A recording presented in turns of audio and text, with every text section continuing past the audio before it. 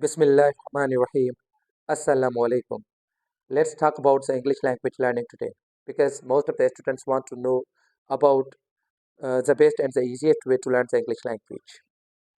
आप सबको पता है कि English language learning has been a challenge for our students, and that's just because it is taught as a subject to them. It is never taught as a language. English as a language तो पढ़ाई नहीं जाती, English as a subject पढ़ाया जाता है। Students के पास English subject होता है, इंग्लिश लैंग्वेज नहीं होती। Besides English subject they are taught English grammar as well, उनको इंग्लिश ग्रामर भी पढ़ाई जाती है।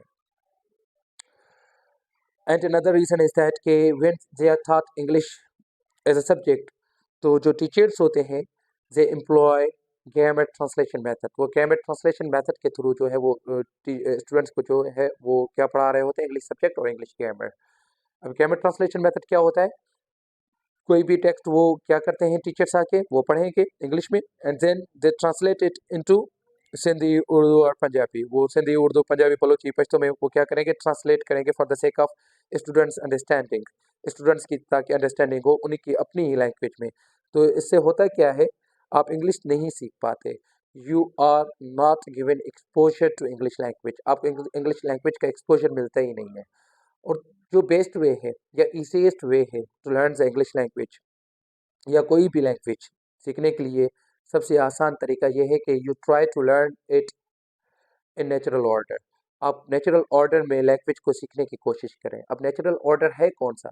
नेचुरल ऑर्डर सबसे पहले क्या होता है, लिसनिंग, उसके बाद speaking, then reading and then writing. So यही natural order, this is the natural order and this is the way a language is acquired. आप ही जब मतलब एक, फॉर एग्जांपल जैसे अ न्यू बॉर्न बेबी, आपने देखा होगा अ न्यू बॉर्न बेबी इस दुनिया में आते हैं, सो उनको हमारी जो लैंग्वेजेस है वो नहीं आती, तो वो कैसे बच्चा जो है विद इन अ ईयर या within 2 years he becomes able to speak his mother tongue, वो कैसे सीख पाता है? We do not teach him grammar of our language, we do not teach him alphabet, we do not teach him different letters, we do not teach him the sounds of our language। तो फिर कैसे कैसे मुमकिन हुआ? सो क्या है कि naturally हमारे माइंड में क्या होता है, लैंग्वेज एक्विजिशन डिवाइस होती है। वो क्या होता है कि जैसे ही हम इस दुनिया में आते हैं तो वो हम इर्द-गिर्द हम सुनते हैं, कोई भी लैंग्वेज सुनते हैं, तो क्या होता है उसका हमें एक्सपोज़र मिल रहा होता है एंड देन जो बच्चे होते हैं they start associating words with objects. वो देख रहे होते हैं कि मैं टेबल किसको बोल रहा हूँ, पेन किसको बोल रहा हूँ, फैन किसको बोल रहा हूँ। तो वो ये सारी चीज़ें क्या कर रहे होते हैं, ऑब्ज़र्व कर रहे होते हैं और this is how they start learning their language, and within 2 years they become the fluent speaker of their language। जो कि they commit mistake। अच्छा, जब भी बच्चे मिस्टेक करते हैं ना, so we do not scold them, हम उनको स्कोल्ड नहीं करते, we do not beat them, हम उनको मारते भी नहीं हैं, हम उनको पनिश नहीं करते। उनकी गलती पे हम जब हंसते हैं तो बच्चा इंजॉय करता है, enjoys it and then he keeps repeating himself। वो उसी वर्ड को जिस पे हमने हंसना स्टार्ट किया था, तो उसी को वो क्या करेगा, रिपीट करेगा ताकि वो एंजॉय करे और आप भी हंसते रहें। So this is how the language is learn.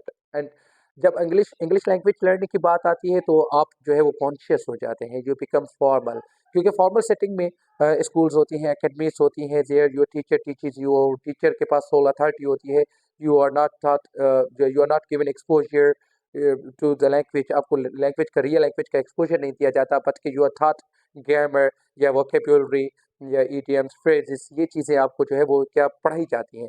तो उन्हीं चीज़ों में आप अच्छे होंगे, लेकिन आपको इंग्लिश बोलना जो है वो नहीं आएगा until and unless you start listening to English language। जब तक आप सुनेंगे नहीं तब तक आपको जो है वो बोलना भी नहीं आएगी। If you want to be good at speaking skill, you must be good at listening. If you want to be good at writing, you must be good at reading.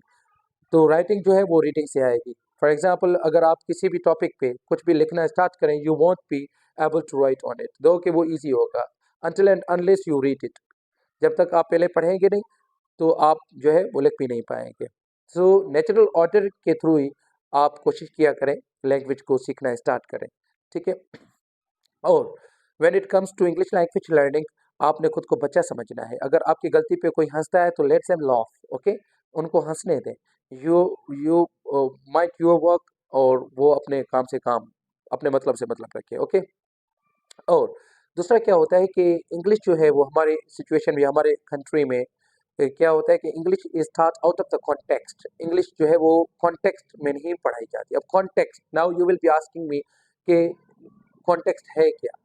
Context पे देख सकते हैं ये जो कॉन्टेक्स्ट वर्ड की जो meaning, ये Oxford dictionary से ली गई है। Oxford dictionary says the words that come just before and after word, phrase or statements and help to understand its meaning। तो वो क्या होती है, वो क्या होता है, वो कॉन्टेक्स्ट होता है। मतलब एक वर्ड जिसका मतलब आपको समझ नहीं आ रहा, उसके इर्द गिर्द जो दूसरे वर्ड्स यूज हुए होते हैं, वो वर्ड्स जो होते हैं वो मतलब एज अ कॉन्टेक्स्ट के मतलब का रोल प्ले कर रहे हो। तो कॉन्टेक्स्ट का मतलब क्या है, सिचुएशन है।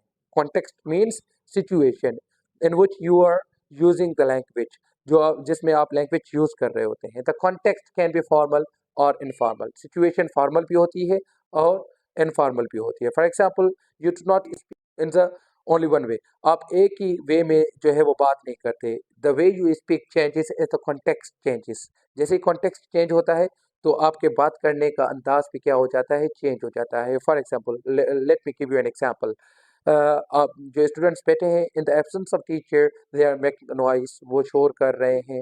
जैसे ही टीचर आ जाते हैं सो एकदम वो क्या हो जाते हैं, सारे शांत, पीसफुल माहौल में, एक मतलब माहौल जो बन जाएगा पीसफुल बन जाएगा, पुरसुकून बन जाएगा, सारे साइलेंस हो जाएगी, silent, everyone will keep silence there, will keep silence then, सारे चुप हो जाएंगे। ओके, तो क्या हुआ, in the absence of a teacher they were making a noise, and when the teacher comes they उनमें से जितने भी स्टूडेंट्स हैं they all keep quiet, सारे चुप हो जाते हैं, खामोश हो जाते हैं। So this is the example of the situation. जैसे सिचुएशन चेंज हो गई तो मतलब उनका जो बिहेवियर था वो भी चेंज हो गया। ओके, अच्छा, और दूसरा example, for example the way you speak with boys is not the same, ये सेम नहीं है। किस किस वे के साथ, जिस वे में आप गर्ल्स के साथ बात करेंगे, और जिस वे में आप बात कर रहे होते हैं अपने बुजुर्गों से वो अलग होता है, और जिस वे में आप बात कर रहे होते हैं अपने जो है आपके सेम एज के लोग हैं उनसे, या जो आपसे छोटे हैं उनसे। सो ये सारे वेज जो हैं ये क्या होते हैं, एक दूसरे से डिफरेंट होते हैं। So this is the example of the situation, ये कॉन्टेक्स्ट होता है। अब वर्ड की जो मीनिंग होती है वो एक मीनिंग नहीं होती। Word does not have one meaning, word has multiple meanings होती हैं, and in different contexts, in different situations, जो word की जो meaning होती है it changes from context to context। For example, एक sentence में आपको बताता हूँ, I will come to see you in the evening। अब I will come to see you in the evening, अब apparently this is out of the context, ये out of the context है। मैंने आपको situation नहीं बताई कि किस situation में जो है sentence use हुआ है। Now let me tell you the situation कि जिसमें ये use हुआ है। एक situation ये है कि आपका दोस्त, बहुत सारे दिन हो गए आप, you have not met your friend, तो suddenly you receive a message by him, he says के he will come to see you in the evening. तो आपको क्या समझ आता है कि उस शाम वो आपसे मिलने आएगा, ठीक है, आपसे गपशप करने आएगा, आपसे आपके साथ चाय पीने आएगा। सो और दूसरे कॉन्टेक्स्ट में एक दूसरा कॉन्टेक्स्ट जो है, ये हो गया एक कॉन्टेक्स्ट। इसमें I will come to see you in the evening का मतलब ये हो गया कि मैं आपसे मिलने आऊँगा, ठीक है, बहुत सारे दिन हो गए, वी हैवंट मेट, तो मैं आपसे मिलने आऊँगा। और दूसरे कॉन्टेक्स्ट में क्या होता है कि आपने किसी से उधार लिए हैं and you are not returning him, उसको वापस नहीं कर रहे, तो और उसकी आप जो है you are not answering his call, या उसको आप रिप्लाई भी नहीं कर रहे, तो क्या होता है, ही जो है सेंड्स यू अ मैसेज कि I will come to see you in the evening. तो उसमें वो क्या है, उसमें वो बोल रहा है कि वो आपको देख लेगा। अब मैं आपको देख लूँगा, इसका मतलब क्या है कि he is threatening you, he is threatening you, वो थ्रेट कर रहा है। होता है ना जब हम लड़ते हैं या झगड़ा हो जाता है, अल्लाह खैर करे, तो क्या होता है कि दो बच्चे आपस में लड़ रहे हैं, तो वो दूसरा बच्चा बोलता है कि मैं आपको देख लूंगा, मैं आपको देख लूंगा। अब मैं आपको देख लूंगा का मतलब है क्या, कि दैट इज द थ्रेट, वो एक थ्रेट है। तो लाइकवाइज अब यहाँ पे सी का मतलब ऊपर क्या था, फर्स्ट कॉन्टेक्स्ट में I will come to see you in the evening, उसमें ये था कि I will come to meet you in the evening, मैं आपसे मिलने आऊंगा, ठीक है ना। और दूसरे में क्या था कि I will come to fight you in the evening, या मैं जोर जबरदस्ती करने आऊंगा। Is it clear. सो ये कॉन्टेक्स्ट को समझने के लिए एक एग्जाम्पल था। बहुत सारे सेंटेंसेस होते हैं, ठीक है ना, जिसमें अगर कॉन्टेक्स्ट न दिया जाए तो उनको अंडरस्टैंड करना बहुत मुश्किल हो जाता है, ठीक है। फॉर एग्जांपल मैं एक दूसरा सेंटेंस आपको बताता हूँ। Flying aeroplane is dangerous, flying aeroplane is dangerous. Now this is an ambiguous sentence, why, because it is out of the context. ये एक सिचुएशन से बाहर है, that's why it won't be conveying any sense to you, इससे आपको sense नहीं मिलेगा। Ambiguous sentences जो होते हैं दे हैव टू मीनिंग्स या मल्टीपल मीनिंग्स, उनके बहुत सारे मायने होती हैं। जैसे for example flying aeroplane is dangerous, अब इसमें मैं कहना क्या चाह रहा हूँ, फ्लाइंग एरोप्लेन इज डेंजरस, इसकी दो माने हैं, दो मीनिंग्स हैं। एक तो ये है कि उड़ता हुआ जहाज खतरनाक है, और दूसरा ये है कि जहाज उड़ाना जो है वो डेंजरस है, वो खतरनाक है। सो इसके दो मतलब हो गए, ठीक है ना। तो ये कॉन्टेक्स्ट डिसाइड करेगा कि इसका मतलब जो है वो कौन सा होगा। अब यू थिंक के you decide the meaning of the word, आप समझते हैं कि वर्ड की एक मीनिंग होती है एंड यू डिसाइड इट, आप डिसाइड नहीं करते। This is the context, context decides कि व्हाट, व्हेन एंड वेयर जो है क्या बोलना चाहिए, what, when and how to speak. What, when and how to speak, ये हमें कॉन्टेक्स्ट बताता है कि हमने क्या बोलना है, कब बोलना है और कैसे बोलना है, ये हम डिसाइड नहीं करते। लाइकवाइज जो वर्ड्स की जो मीनिंग होती है वो भी क्या, कॉन्टेक्स्ट जो है वो डिसाइड करता है कि वर्ड्स की जो मीनिंग कौन सी होगी, ठीक है ना। तो कॉन्टेक्सचुअल मीनिंग, हम उसको क्या कहते हैं, कॉन्टेक्सचुअल मीनिंग। ऑटोमेटिकली जो कोई मसला नहीं है, अगर आपको वर्ड की मीनिंग नहीं आ रही तो आप जैसे ही उसको मतलब आगे पीछे एक बार, दो बार, तीन बार जो है वो पढ़ेंगे within the passage, so it would be easier for you to understand it, वो आपके लिए ईजी हो जाएगा उसको अंडरस्टैंड करना। अब ये सबसे पहले मैंने आपको क्या बताया कि एक तो आप ग्रामर ट्रांसलेशन मेथड के जो है थ्रू लैंग्वेज लर्न ना करें, और दूसरा you do not try to learn language into its parts, उसको पार्ट्स में भी ना सीखें। And the third one is के you try to learn the language within the context, अब कॉन्टेक्स्ट में सीखें। अब कॉन्टेक्स्ट में क्या, फॉर एग्जांपल अगर आपने लिसनिंग करनी है तो आप बीबीसी को सुने, बीबीसी न्यूज़, CNN, अल जजीरा पे जो है उनको सुने, या इंग्लिश मूवीज़ देखें, और ये तो क्या लिसनिंग एंड स्पीकिंग के हवाले से, और या रीडिंग और राइटिंग के हवाले से आप न्यूज़पेपर्स पढ़ें। अगर फॉर एग्जांपल आप ग्रामर पढ़ते रहेंगे ना तो मतलब आप मतलब the way language is used वो आपको नहीं आएगा।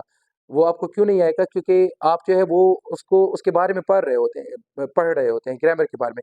यू आर मतलब you are trying to learn the grammar, आप ग्रामर सीख रहे होते हैं, तो ग्रामर में आप अच्छे हो जाते हैं, लेकिन आपको वो फिर लिखना और पढ़ना नहीं आएगा। तो ज़ाहिर-सी बात है, if you want to be a writer you have to be a reader. अब ये वीडियो जो है वो जो है वो लंबी होती जा रही है। सो इंशाल्लाह मज़ीद बातें हम दूसरी वीडियो में करेंगे। तब तक के लिए